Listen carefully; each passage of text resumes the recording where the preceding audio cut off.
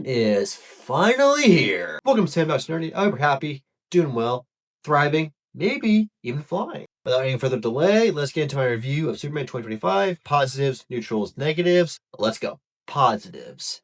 To begin, let's talk about David Corenswet as Superman.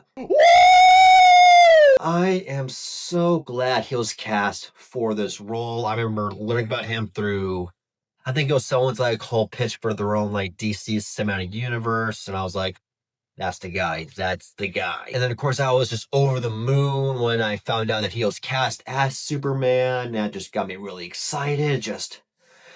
He is the Superman I've been waiting for. Crypto! He's classic, corny. What the hey, dude? An overall good guy who just wants to do good. He fills us all with hope. Honestly, I left this movie wanting to be a better man because of him. If I had to really nitpick his performance, and I hate that I do, there were times where he got a little aggro, like that time when he was having his first interview with Lois. He's mentioning all the hashtags, and she's just one. He's like, "That is one I don't like," and when he got aggro those couple times, that kind of threw me a little bit. But then I remember that the DCAU Superman, the best Superman, next to Christopher Reeve's problem, there were times he got a little aggro, and I was like, well, yeah, I guess I can let it pass. Richard Brosnahan is easily in my top 3 favorite Loises.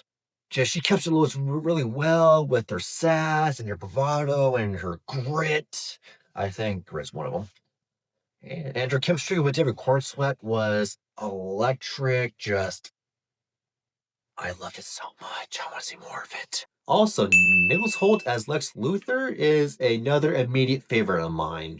He was awesome. At first, when it was cast, I wasn't really sure, but as we saw more footage of him and more looks at him, I was like, okay, yeah. I'm starting to like it. He's definitely on my list of favorite Lex Luthors now. He honestly felt the closest to a live-action DCAU Lex Luthor, the best Lex Luthor, by the way. Plus, he had some ruthless moments where he's going all 1A, 1A, 1A, and pretty much pummeling Superman. And then there was that one scene where he's interrogating that one guy who was nice to Superman. It was playing Russian roulette, and after one spin, he just domes the guy. He's like, oh, that was fast. Jaw on the floor. The Justice Gang and Metamorpho are another positive for me as well. I was a little concerned that they'd just be there for glorified cameos, fan service, and just make the movie feel packed. But no, they all served a purpose for the story.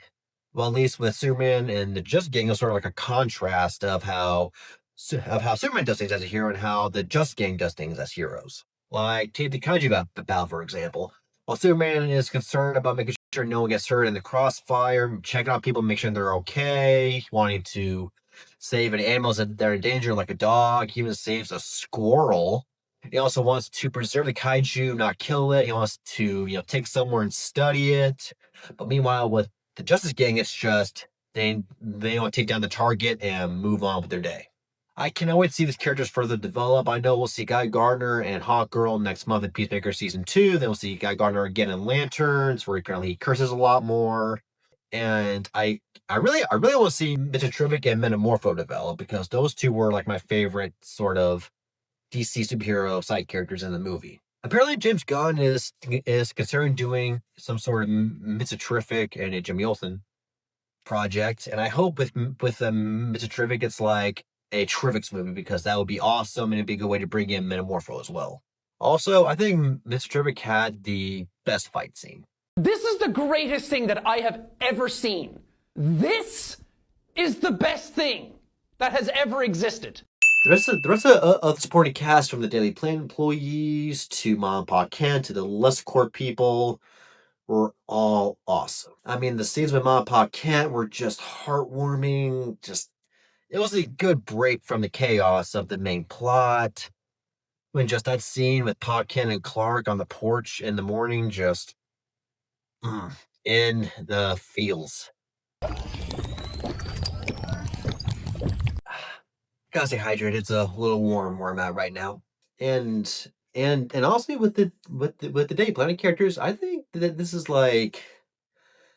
the most of the characters we see in the comics in a movie. Because usually any super movie is just Jimmy Olsen, Lois Lane, Perry White, and not like Cat Grant and so on and so forth. And I also loved how like Metropolis is getting split in half, but meanwhile with them, Perry's like, all right, someone get the Evansport, someone get a laptop, and then we're gonna go to the roof and take that ship, and we'll ride it as we go. Just I thought that was hilarious. And also when it comes to that rumor Jimmy Olsen spin up, I also hope it's like something about all the Daily Planet, because that would be I think that'd be really interesting of them like exploring the more street level crime of Metropolis, like bringing in Bruno Mannheim or any other like sort of street level Superman villains. The cameos I think were also well done, not really fan servicey. They served a purpose in the story. I was when I saw Bradley Cooper as Jor-El, I was like, oh hey, the rumors were right. And then Peacemaker, a lot of people are happy to see him. Like someone legit in same area as me, I heard go, no way. And I wonder if the whole, I guess, subplot or some whatever with Rick Flag and government work by metahumans will lead to Cadmus. And could they be the villains of the first JL movie? Who knows? Maybe with Waller. Almost tripped or fell off. Maybe with Waller, they could explore how she starts Cadmus. We'll have to see. I was surprised that the Supergirl cameo wasn't an end credits scene, because I felt like yeah, that would make a good end credits scene. I mean, bravo for James Gunn for not making her movie sound very obvious, where it's like, honestly, I don't know. I mean, it did a good job explaining her movie, I guess, of like, oh, she likes to go to other planets with the Red Sun and get hammered, and that's kind of the plot of Supergirl Moment Tomorrow, which is going to be the plot of her movie. She's off world on a planet, getting drunk, and then she gets drug into some weird True Grit plot. I also wonder if like her movie takes place like chronologically before Superman or at the same time as Superman. So while like Superman is fighting Lex Luthor, dealing with all this controversy, she's off getting hammered and helping this little girl and finding Lobo. My neutrals. And okay, I guess this is another gripe with David Corenswet's Superman. I feel like we did get enough of him as Clark Kent at the Daily Planet. It was just that love part of the beginning, then he's just Clark Kent outside of being Superman or whatever. Like you at least see him as Clark as being Clark with Lois, where he's not really being much of a goober, or has his facade going like he's just, I guess, Superman without the suit on and glasses or whatever. And I will admit the story was a little clunky at times. Like this felt like the sequel to a never seen super movie, or a movie a lot of us missed out on watching. Because there were times in the movie we're doing all this info dubbing where they're like, it's like, oh, well, Lex Luthor's been watching Superman for over 3 years, studying his moves, and he's also been combing all his fight scenes for DNA to make a clone.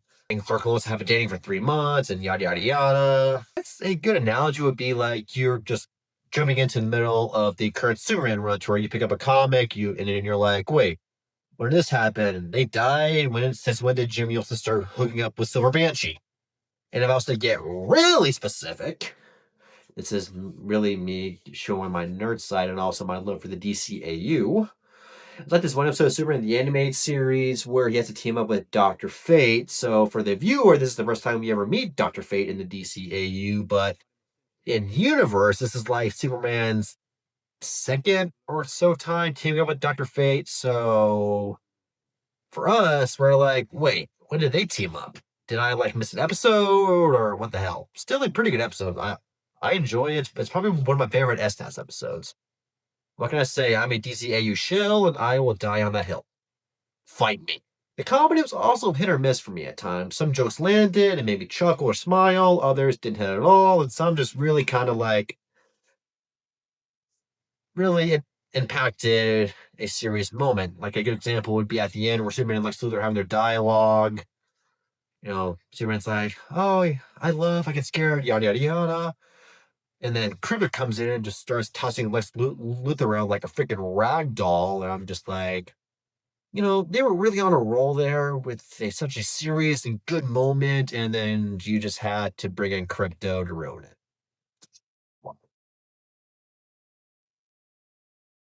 Negatives.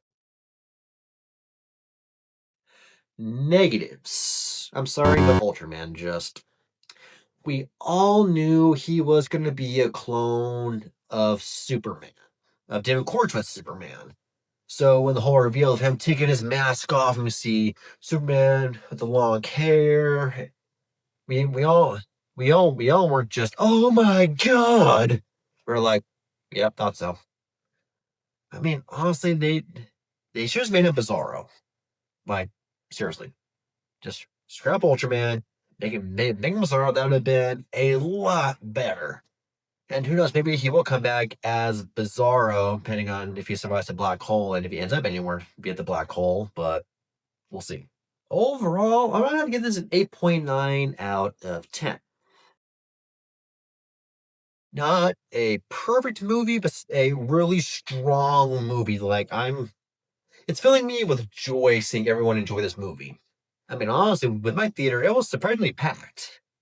This gives me actual confidence in James Gunn and him handling the DCU. Because right now we're 2 for 2 so far. And also, I've been loving seeing all the haters eat their words.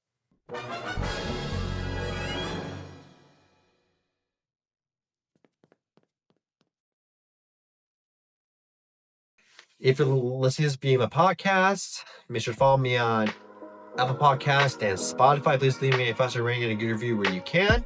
If you're watching me on YouTube, make sure to like, comment, and subscribe. What were your thoughts on Superman?